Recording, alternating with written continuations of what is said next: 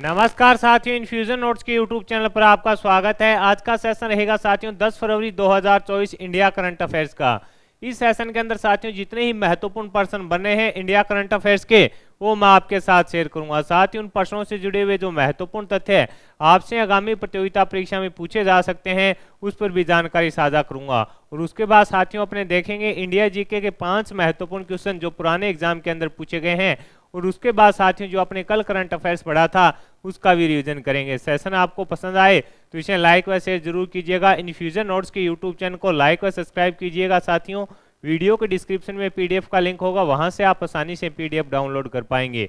तो शुरुआत करेंगे साथियों सेशन की। पहला क्वेश्चन आपसे पूछा है कि आईसीसी टेस्ट रैंकिंग के अंदर शीर्ष स्थान पर पहुंचने वाले प्रथम भारतीय तेज गेंदबाज कौन बने हैं। आपसे पूछा गया है कि हाल ही के अंदर आईसीसी के द्वारा साथियों टेस्ट रैंकिंग जारी की गई है, उसके अंदर शीर्ष स्थान पर पहुंचने वाले प्रथम भारतीय तेज गेंदबाज हैं जो कौन बने हैं। तो आंसर हो जाएगा आपका कौन बने हैं साथियों, जसप्रीत बुमराह है जो बने हैं। कौन बने हैं, जसप्रीत बुमराह साथियों तेज गेंदबाज हैं जो आईसीसी के अंदर साथियों जो टेस्ट रैंकिंग आई है गेंदबाजों की उसके अंदर शीर्ष स्थान पर हैं।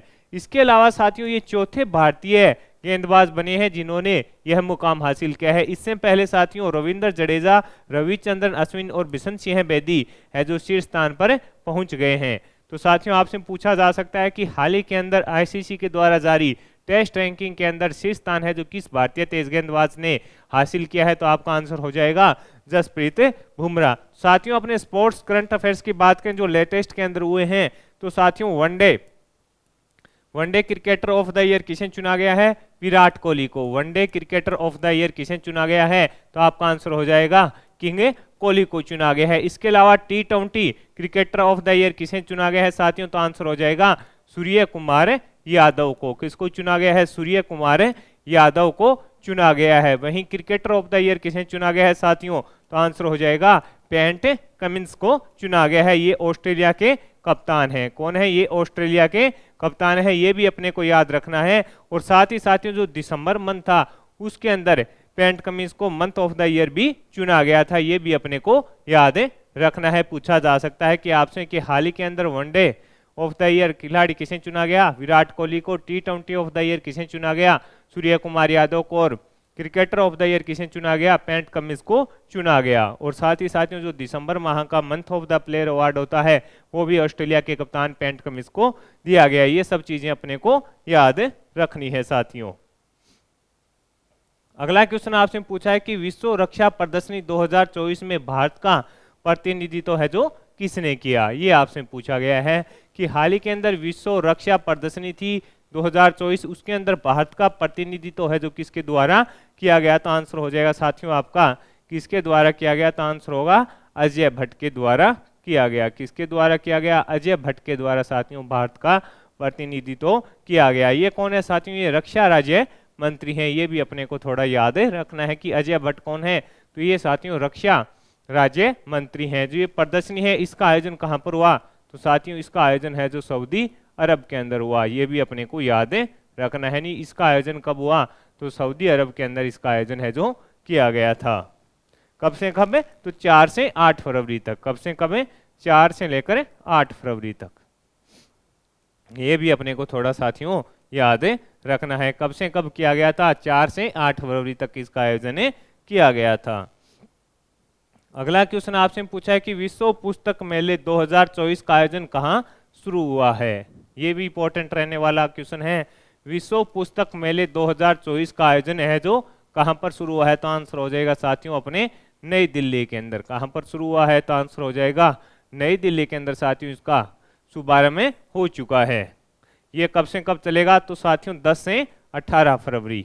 कब से कब है, 10 से 18 फरवरी ये चलने वाला है। यानी आयोजन कहाँ, तो 10 फरवरी से साथियों ये शुरू होगा और 18 फरवरी तक चलेगा। नई दिल्ली के अंदर इसका आयोजन किया जाएगा। साथियों इसके अंदर जो अतिथि देश हैं वो कौन सा है, वो भी अपने को याद रखना है। अतिथि देश कौन सा है, तो आंसर हो जाएगा साथियों अपना सऊदी अरब इसके अंदर है जो अब की बार अतिथि देश रहने वाला है। कौन है, सऊदी अरब इसके अंदर साथियों अतिथि देश है जो रहने वाला है। ये अपने को याद रखना है। और इसका आयोजन साथियों कौन कर रहा है, तो नेशनल बुक ट्रस्ट के द्वारा इसका आयोजन करवाया जा रहा है। किसके द्वारा? नेशनल बुक ट्रस्ट के द्वारा इसका आयोजन करवाया जा रहा है। अगले क्वेश्चन पर बात करें साथियों, अगला क्वेश्चन आपसे पूछा है कि 7वें हिंद महासागर सम्मेलन का आयोजन है जो कहां पर किया जा रहा है। आपसे पूछा है कि 7वें हिंद महासागर सम्मेलन का जो आयोजन है वो कहां पर किया जा रहा है। तो आंसर हो जाएगा साथियों कहां पर? ऑस्ट्रेलिया के अंदर साथियों इसका आयोजन किया जा रहा है। कहां पर? ऑस्ट्रेलिया के अंदर साथियों इसका आयोजन किया जा रहा है। ऑस्ट्रेलिया के अंदर साथियों आपसे पूछे कहां, तो ऑस्ट्रेलिया के अंदर साथियों पर्थ के अंदर इसका आयोजन किया जा रहा है। कब से कब?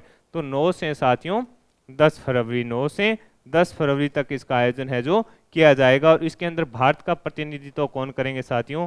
तो एस जयशंकर प्रसाद, विदेश मंत्री हैं एस जयशंकर प्रसाद भारत का प्रतिनिधित्व करेंगे। ये भी अपने को याद रखना है। यानी भारत का जो भी प्रतिनिधित्व है और भारत का इस पर क्या है जो स्टेटमेंट है वो कौन देंगे? तो कौन देंगे? आपका आंसर हो जाएगा एस जयशंकर प्रसाद देंगे। कहां पर आयोजन किया जा रहा है? ऑस्ट्रेलिया के पर्थ में 9 से 10 फरवरी के बीच में। अगला क्वेश्चन आपसे पूछा गया है साथियों कि भारतीय रिजर्व बैंक आरबीआई के अनुसार रेपो रेट क्या है। यानी रेपो रेट क्या रखी गई है भारतीय रिजर्व बैंक आरबीआई के अनुसार साथियों। हाल ही के अंदर रेपो रेट जारी कर दी गई है, वो क्या रखी गई है? तो आंसर हो जाएगा साथियों 6.5% जो पहले थी साथियों वही रखी गई है। अब साथियों अपने बात करें कि रेपो रेट क्या है। रेपो रेट क्या है?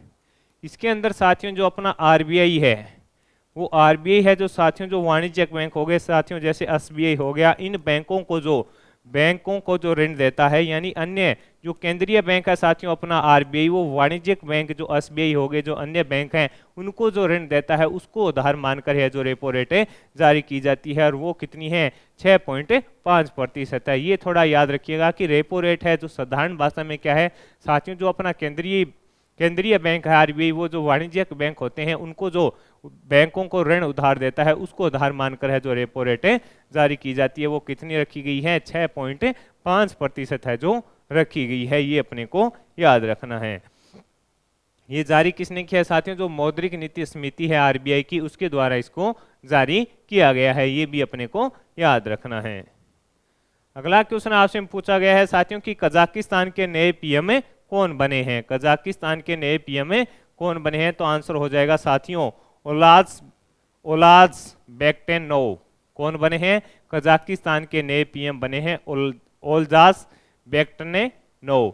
कजाकिस्तान के राष्ट्रपति कासिम जोमार्ट टोकायो ने मंगलवार को कजाकिस्तान गणराज्य में ओलाज बेक्टेनोव को देश का नया प्रधानमंत्री है जो नियुक्त किया गया है। तो अपना थोड़ा याद रखिएगा कि पूछा जा सकता है कि कजाकिस्तान के नए पीएम है जो कौन बने हैं।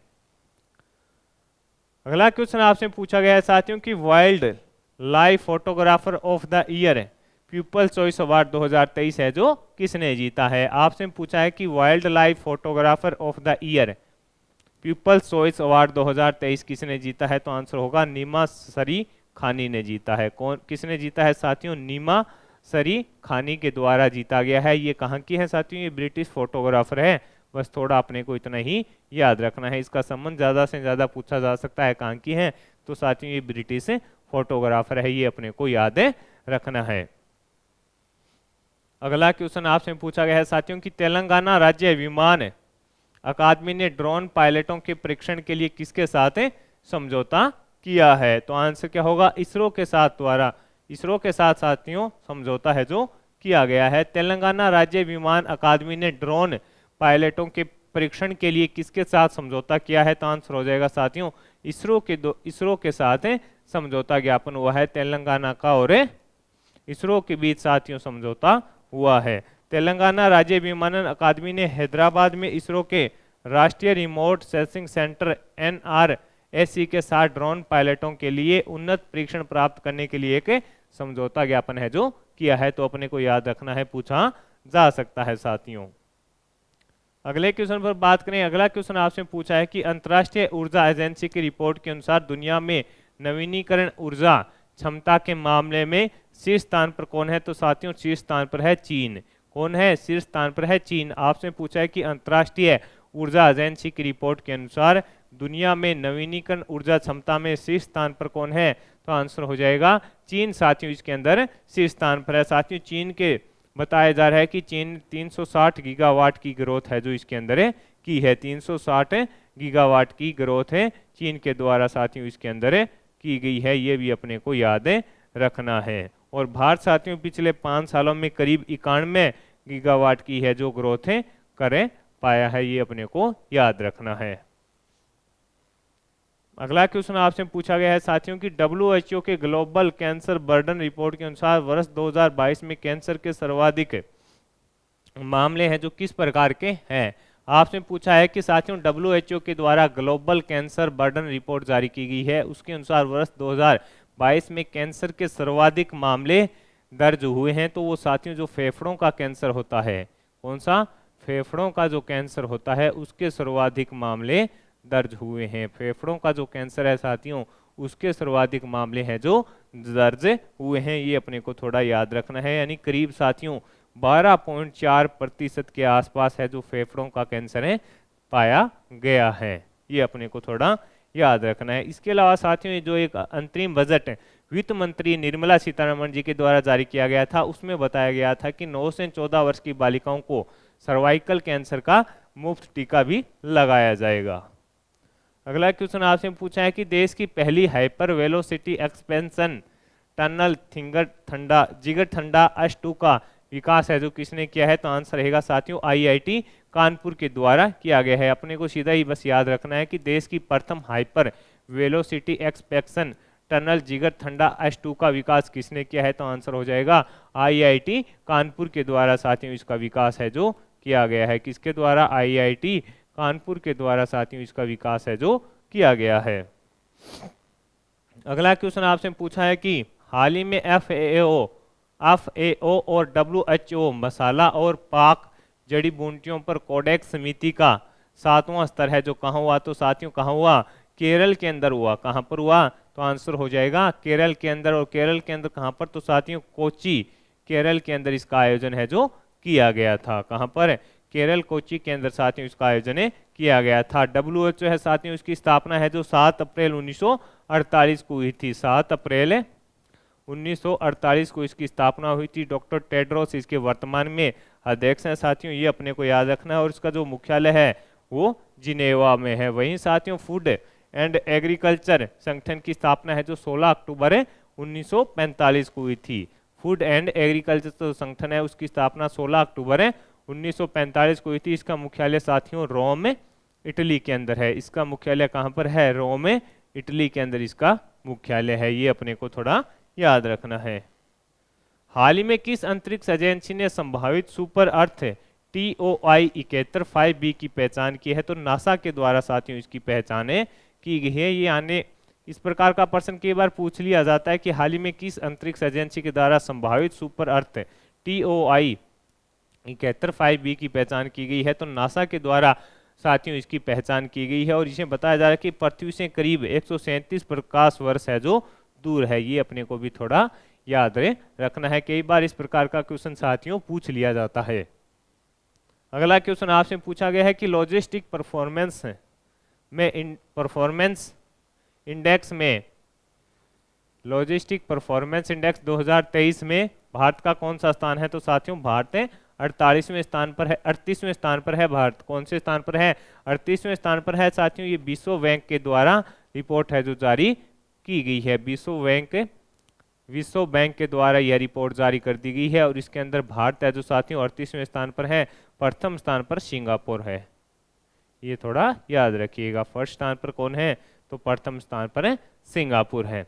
तो साथियों ये अपने जो महत्वपूर्ण करंट अफेयर्स के क्वेश्चन थे इंडिया के, वो मैंने आपके साथ शेयर कर दिए हैं। अब अपने इंडिया जीके के 5 महत्वपूर्ण क्वेश्चन देखते हैं।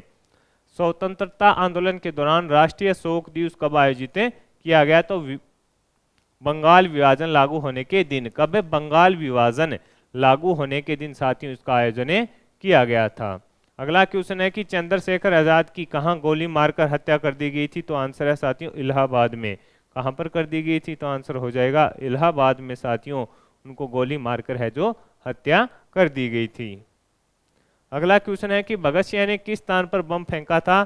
सेंट्रल असेंबली पर। किस स्थान पर फेंका था, सेंट्रल असेंबली पर। भगत सिंह के द्वारा किस स्थान पर बम फेंका गया था? सेंट्रल असेंबली पर।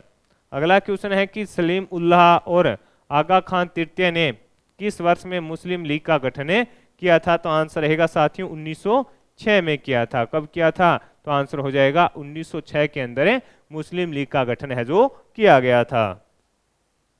कांग्रेस ने प्रथम बार मुस्लिम समुदाय के लिए प्रथम निर्वाचन प्रणाली स्वीकार की थी, वह वर्ष था? तो आंसर हो जाएगा 1916 का था। कौन सा था?